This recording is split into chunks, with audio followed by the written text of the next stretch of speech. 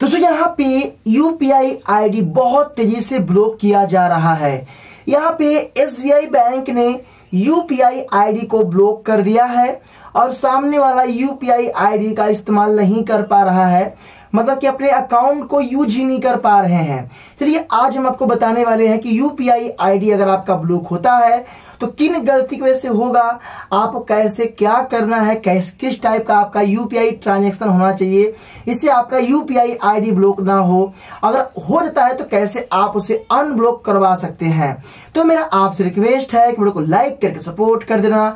अगर आप चैनल पर नए आए हैं, चैनल को सब्सक्राइब के बेल आइकन को ऑन कर देना। सो यहाँ पे यूपीआई आईडी एसबीआई बैंक ने ब्लॉक किया सिक्योरिटी रीजन, मतलब कि अगर आपका जो यूपीआई आईडी है, अगर आप उससे ट्रांजैक्शन जो कर रहे हैं, अगर मान लो आप मल्टीपल ट्रांजैक्शन कर ही रहे हैं, साथ में आपके अकाउंट से यूपीआई ट्रांजैक्शन अगर अधिक होता है तो इस हालात में आपका जो यूपीआई आईडी है बैंक की तरफ से ब्लॉक किया जा सकता है। या फिर अगर आप यूपीआई ट्रांजैक्शन रिसीव करते हैं किसी से भी, अगर आपका ट्रांजैक्शन पे किसी टाइप का रिपोर्ट या ऐसा कोई ट्रांजैक्शन है तो आपका यूपीआई आईडी ब्लॉक किया जा सकता है। अब यहाँ पे सवाल है कि यूपीआई आईडी हमारा आखिर सबसे बड़ी कौन सी गलती की वजह से ब्लॉक हो सकता है। तो यूपीआई आईडी अगर आप इस्तेमाल करते हैं, फोन पे, गूगल पे, पेटीएम, आप कोई भी जो है ऐप यूज करते हैं, आपका यूपीआई आईडी तो एक है, भले जनरेट आप अलग अलग किए हैं, तो इसमें आपको जो ट्रांजैक्शन करना है एक हिसाब में करना है। मतलब कि ऐसा नहीं है कि आप यूपीआई से ट्रांजैक्शन अनलिमिटेड चाहे जितना कर लो। अगर आप ऐसा करते हैं तो उसको आपके उस यूपीआई आईडी को बैंक की तरफ से ब्लॉक किया जा सकता है। सिक्योरिटी रीजन बैंक आपको बता देगा। अब यहाँ पे अगर आप आईएमपीएस, एनएफटी और जैसे नेटवर्क का ट्रांजैक्शन यूज नहीं करते हैं तो आप अगर यूपीआई ही यूज करते हैं तो आपको दिक्कत, आप सबको यूज कीजिए।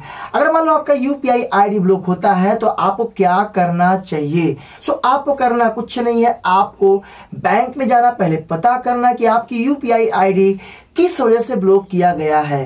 अगर आपको आपका यूपीआई आईडी अगर सिक्योरिटी वजह से अगर ब्लॉक किया गया है बैंक की तरफ से, तो वहां पे आपसे कुछ फॉर्म फिल करवाया जाएगा। आपका यूपीआई आईडी को एक रिक्वेस्ट डाल के उसे अनब्लॉक किया जा सकता है। बट अगर आपका यूपीआई आईडी हेड ऑफिस या साइबर से हुआ होगा तो उसके लिए आपको बहुत टाइमिंग लगेगा, आपको दौड़ते दौड़ते हालत खराब, जल्दी आपका अनब्लॉक होने वाला नहीं है। यहाँ पे यूपीआई ट्रांजैक्शन इतना आसान है कि लोग पैसे रिसीव कर ले रहे हैं, भेज ले रहे हैं, किसी का गलत हो गया तो रिपोर्ट कर दे रहा है। तो अकाउंट फ्रीज होना एक अलग बात है, यूपीआई आईडी ब्लॉक होना एक अलग बात है। तो भाई अगर आप यूपीआई फोन पे, गूगल पे यूज करते हैं तो आप एक हिसाब में रहो।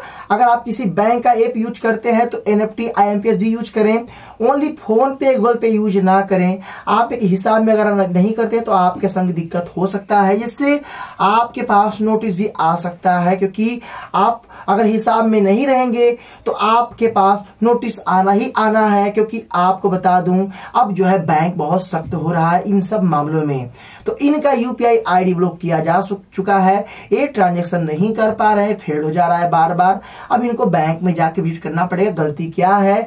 अगर इनकी गलती नहीं है तो इनका अकाउंट को, इनका यूपीआई आईडी से अनब्लॉक किया जा सकता है। वैसे और टाइमिंग लग सकता है। तो आप बताना आपका किस बैंक का हुआ है, कितना आप यूपीआई ट्रांजैक्शन करते हैं, फिर राय कमेंट में जरूर देना। वीडियो कैसा लगा, वीडियो को लाइक करना, उसमें शेयर कर देना। फिर मिलते हैं नए वीडियो के साथ, तब तक के लिए जय हिंद, वंदे मातरम।